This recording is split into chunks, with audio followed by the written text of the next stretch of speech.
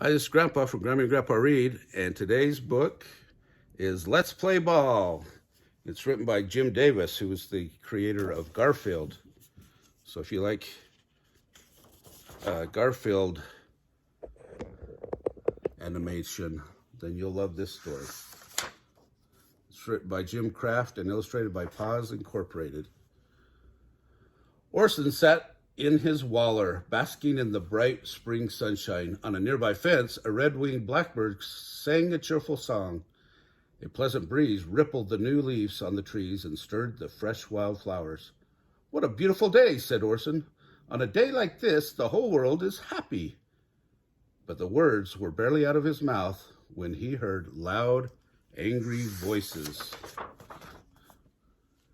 "It's the sunshine, you dopey rooster," shouted one voice. "Well, I say it's the flowers, you stupid sheep," another voice shouted back. Orson groaned. Lanolin and Roy were fighting again. "What are you two arguing about this time?" asked Orson as they approached the waller. "We're arguing about the day," said Lanolin. "I say it's a beautiful because of the sunshine." "Everyone knows it's the flowers," commented Roy.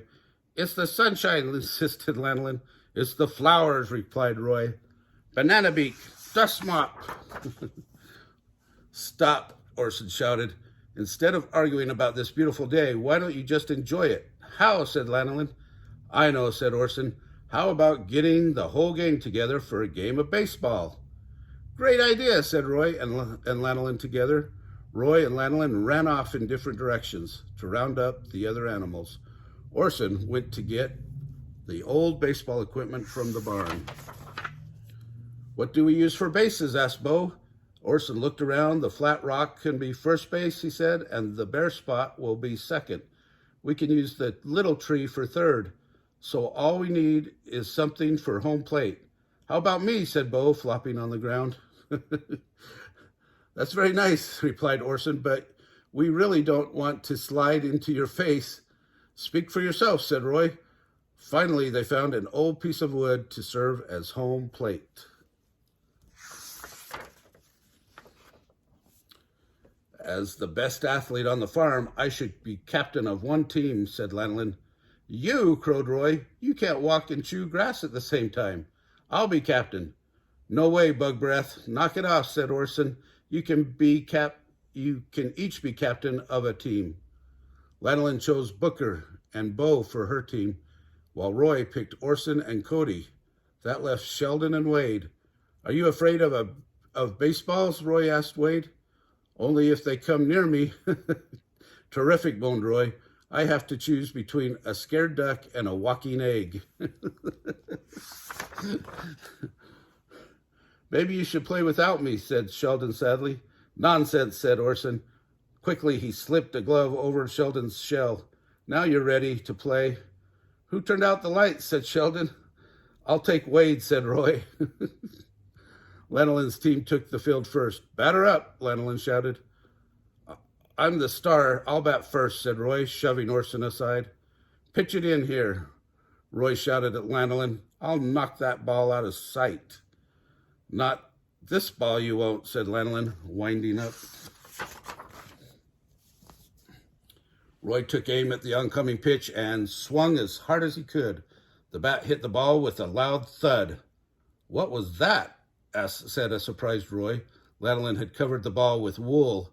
It took two weak bounces, then rolled to a stop, only a few feet from home plate. "How do you like my fleece ball?" cried Lanolin, as she quickly pounced on the fuzzy ball. "That's illegal," shouted Roy. "You're out," said Lanolin, tagging Roy. "Cheat, cheat," Orson sighed. "This is going to be a long game." When Lanolin's team came to bat, Booker smashed a hit to the outfield. "Fetch it, Cody, fetch it," Roy cried. Barking loudly, Cody raced after the ball. Seconds later, he raced back to Roy, carrying a stick in his mouth. "No, no, fetch the ball, you dumb dog." Roy didn't want Booker to get a home run, so he snatched first base and ran away with it. "Give me that base," cried Booker, chasing after him. "That's not fair." "Who cares?" cackled Roy. "I want to win." Later that inning, Lanolin hit an easy bouncing ball toward Wade.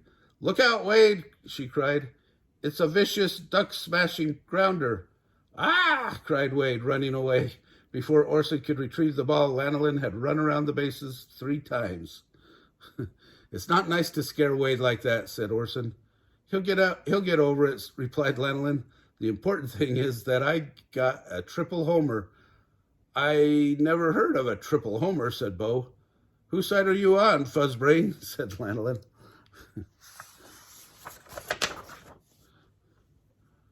The game dragged on into the afternoon. Roy cheated and argued. Lanolin argued and cheated. Batters and fielders ran every which way. "Are we still having fun?" asked Sheldon. "I think fun is supposed to be more fun than this," said Orson, shaking his head. Finally, the other animals had enough. While Roy and Lanolin were in the middle of yet another argument, Orson, Wade, Booker, Bo, Sheldon, and Cody crept away quietly. It took a few minutes before Roy and Lanolin realized that they had the baseball field all to themselves. "Everyone's gone," said Lanolin. "Spoil sports," muttered Roy. "Well, at least my team won." "What do you mean?" cried Lanolin. "My team won." "You're crazy. You're nuts." They argued their way back to the barn. Roy and Lanolin saw Orson getting into a barrel. "What's going on?" asked Roy. "We decided to play hide-and-seek instead of baseball," said Orson. "Great, we'll play too," said Lanolin. "Oh, no," replied Orson. "We don't want you to play with us anymore." "Why not?" demanded Roy. "Because you argue and cheat and ruin the game for everyone else. Until you learn to play by the rules, you'll have to play by yourselves." "Well, that's fine with me," said Lanolin. "I don't need anyone else." "Me neither," said Roy, and they both stomped off in different directions. Back in the baseball field, Roy hit a fly ball, and another, and another. After a few more, he sat down in the middle of the field. "I wonder how Orson's hide-and-seek is going," he said. Lanolin decided to play hide-and-seek by herself. She climbed a tree and sat hiding in the branches. She sat, and then she sat some more. "Somehow, this isn't quite as much fun," she finally admitted.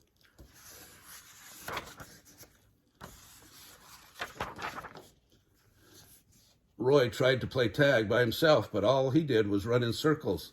Lanolin discovered that teeter-totters were definitely meant for two. Finally, they both went to find Orson.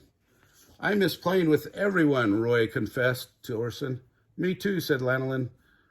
"We miss you too," replied Orson, "but we don't miss your fighting and cheating." "I'll behave if he will," Lanolin promised. "I'll behave if she will," stated Roy. "Let's play ball," said Orson. As promised, Roy and Lanolin tried to play fair and fight less. "Playing fair is more fun," Roy said to Lanolin. "Don't you agree, Lintball?" "Absolutely, Featherbrain," replied Lanolin. Orson shrugged. "I guess some things never change," he said. Well, I hope you guys got the gist of that story. It's better to not cheat and play fair.